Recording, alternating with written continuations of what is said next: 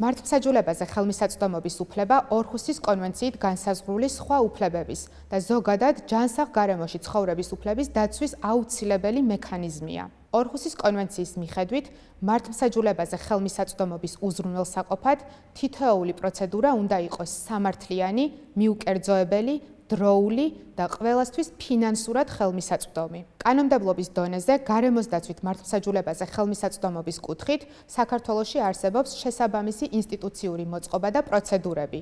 პირებს აქვთ შესაძლებლობა საჩივრით მიმართონ შესაბამის ადმინისტრაციულ ორგანოს ან სასამართლოს გზით დაიცვან თავიანთი კანონიერი ინტერესები და უფლებები. ადმინისტრაციულ დავებში გარემოს დაცვით საკითხებთან დაკავშირებით შესაძლებელია ადმინისტრაციული ორგანოების მიერ მიღებული გადაწყვეტილებების, ქმედებისა თუ უმოქმედობის გასაჩივრება. გარემოს დაცვის სფეროში ეს ძირითადად შეეხება ნებართვების, ლიცენზიებისა და გარემოს დაცვითი შეფასების კოდექსით განსაზღვრული გადაწყვეტილებების გასაჩივრებას. ამგვარ დავებში მოქმედებს ეგრეთ წოდებული აქციო პოპულარის მიდგომა და ყველას აქვს გასაჩივრების უფლება.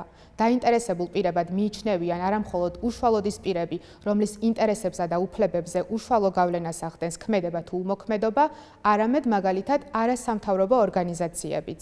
იმ შემთხვევაში, თუ არსებობს ზემდგომი ადმინისტრაციული ორგანო ან თანამდებობის პირი, სასამართლოსთვის მიმართვამდე უპირველეს ყოვლისა უნდა ამოიწუროს ეს მექანიზმი. თუმცა მაგალითად გარემოს დაცვითი შეფასების კოდექსის შესაბამისად, გარემოს ეროვნული სააგენტოს მიერ მიღებული სკრინინგის და სკოპინგის გადაწყვეტილებები და გარემოს დაცვითი გადაწყვეტილება შესაძლებელია პირდაპირ სასამართლოშიც გასაჩივრდეს. საქართველოში სასამართლო პროცესი ხშირად საკმაოდ ხანგრძლივია.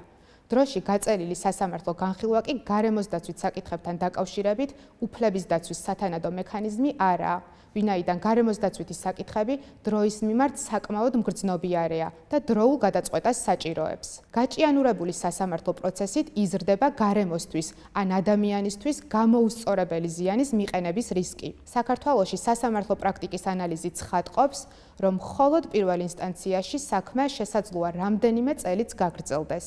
ასეთ დროს დიდი მნიშვნელობა აქვს შუამდგომლობას სადავო აქტის მოქმედების შეჩერების თაობაზე.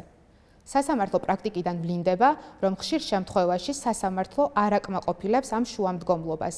უარი კი სათანადოდ არ საბუთდება და ეკონომიკურ ინტერესებს ავტომატურად ენიჭება უპირატესობა. უარის შემთხვევაში აუცილებელია დასაბუთებული და განმარტებული იყოს, თუ რატომ არის კონკრეტულ საქმეში არსებული ერთი მხარის ეკონომიკური ინტერესი უპირატესი და როგორ გადასწონის ის გარემოსა და ადამიანისათვის გამოუსწორებელი ზიანის მიყენების საფრთხის თავიდან აცილების ინტერესებს. თუ სადავო აქტის შეჩერებაზე შუამდგომლობა არ დაკმაყოფილდება და მაგალითად გაგრძელდება მშენებლობა, შესაძლოა გამოუსწორებელი ზიანი მიადგეს გარემოს. ამ შემთხვევაში, თუ საბოლოოდ სასამართლო გასაჩივრებულ აქტს ბათილად ცნობს, ზიანი უკვე სახეზე იქნება, რომლის აღმოფხვრაც ხშირად შეუძლებელი ან რთულია. სასამართლო დავების დროს ხშირად პრობლემურია მტკიცებულებების მოპოვებისა და შეფასების საკითხიც. გარემოს დაცვითი სამართალი თავისი არსით საკმაოდ სპეციფიკური ხასიათისაა და დიდწილად მეცნიერებაზე, სათანადო კვლევებზეა დამოკიდებული. განვითარებად ქვეყნებში ხშირად შეზღუდული რესურსია სათანადო კვლევებისა და დასკვნების მომზადებისთვის. ასევე შესაძლოა ძვირადღირებული იყოს და სამართალწარმოებაში ჩართული არასამთავრობო ორგანიზაციების თუ პროექტის უარყოფითი ზეგავლენის ქვეშ მყოფი პირებისთვის არ იყოს ფინანსურად ხელმისაწვდომი. რაც შეეხება გარემოს დაცვასთან დაკავშირებულ სამოქალაქო დავებს, ისინი ხშირად ზიანის ანაზღაურების მოთხოვნის მუხლს და სამეზობლო სამართალს ეფუძნება. იმისთვის, რომ პირმა წამოიწყოს სამოქალაქო სამართლებრივი დავა, აუცილებელია, რომ მის ინტერესებსა და უფლებებზე უშუალო გავლენას ახდენდეს სხვა პირის ქმედება თუ უმოქმედობა. გამოწვევების მხრივ, სამოქალაქო სამართლებრივი დავებიც არ განსხვავდება ადმინისტრაციული დავებისგან.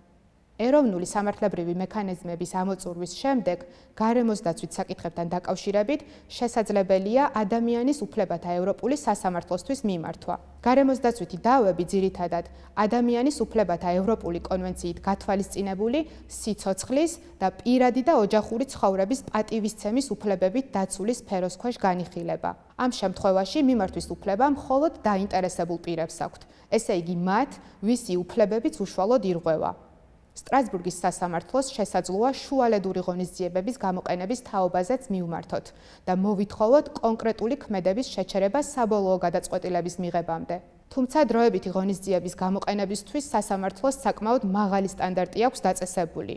კერძოდ, განცხადებელმა უნდა დაადასტუროს, რომ არსებობს მისთვის გამოუსწორებელი ზიანის მიყენების მყისიერი და გარდაუვალი საფრთხე, რომელიც თავისი ბუნებიდან გამომდინარე შემდგომში ვერ გამოსწორდება, ან შეუძლებელი იქნება ზიანის ადეკვატური კომპენსირება. ამის დასადასტურებლად, განცხადებელმა შესაძლოა გამოიყენოს სამეცნიერო ან და სამედიცინო დასკვნები მოსალოდნელი ზიანის შესახებ, მტკიცებულება, რომ ზიანი უშუალოდ ემუქრება მის სიცოცხლეს ან ჯანმრთელობას.